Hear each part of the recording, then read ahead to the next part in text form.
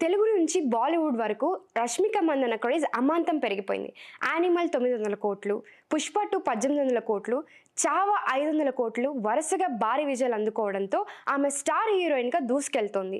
ప్రత్యేకంగా బాలీవుడ్‌లోనూ మంచి గుర్తింపు తెచ్చుకున్న ఈ భామ సల్మాన్ ఖాన్‌తో 'సికిందర్' అనే మాస్ ఎంటర్‌టైనర్‌కి కూడా గ్రీన్ సిగ్నల్ ఇచ్చేసింది. అయితే ఇదే టైంలో ఆమెపై బడా నిర్మాతలు భారీ పెట్టుబడులు పెడుతున్న విషయం ఇప్పుడు ఇండస్ట్రీలో హాట్ టాపిక్‌గా మారింది. యూవీ క్రియేషన్స్ ఇప్పటికీ అనుష్క శెట్టి ప్రధాన పాత్రలో రూపొందుతున్న 'ఘాటి' అనే లేడీ ఓరియంటెడ్ సినిమాను నిర్మిస్తున్నారు. దీనికి భారీగా ఖర్చు చేస్తున్నారు. ఇప్పుడు ఇదే తరహాలో రష్మిక మందను ఓ పెద్ద ప్రాజెక్ట్‌కు తీసుకుని 70 నుంచి 100 కోట్ల బడ్జెట్‌తో పాన్ ఇండియా మూవీ ప్లాన్ చేస్తున్నట్లు సమాచారం.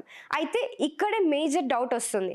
కేవలం రష్మికను నమ్ముకొని 100 కోట్లతో బిజినెస్ చేయగలరా అనే కామెంట్స్ వచ్చేస్తున్నాయి. ఇప్పటి వరకు రష్మిక నటించిన 'యానిమల్', 'పుష్ప 2', 'చావా' వంటి చిత్రాలు ఆమె స్టార్డమ్‌ను పెంచాయి. కానీ ఆ సినిమాలో రష్మిక పేరు మీద కాదు, రణ్బీర్ కపూర్, అల్లు అర్జున్, విక్కీ కౌశల్ వంటి స్టార్స్ లీడ్స్‌తో ఉండటం వల్లే వసూళ్లు భారీ స్థాయిలో వచ్చాయి. అలాగే ఆ సినిమాలో రష్మిక చేసిన పాత్రలు కూడా అంతంత మాత్రమే అనే కామెంట్స్ కూడా వస్తున్నాయి. ఇంకా ముఖ్యంగా నటన పరంగా చూస్తే రష్మిక ఇప్పటి వరకు సరైన పర్ఫార్మెన్స్ తో అవుట్ స్టాండింగ్ అనిపించుకున్నట్లు ఎక్కడా లేదు. ఆమెకు గ్లామర్, స్క్రీన్ ప్రెజెన్స్ బలంగా ఉన్నప్పటికీ సహజంగా ప్రేక్షకుల గుండెల్లో నాటుకుపోయే అలాంటి నటన చూపించలేదనే వాదన కూడా ఉంది.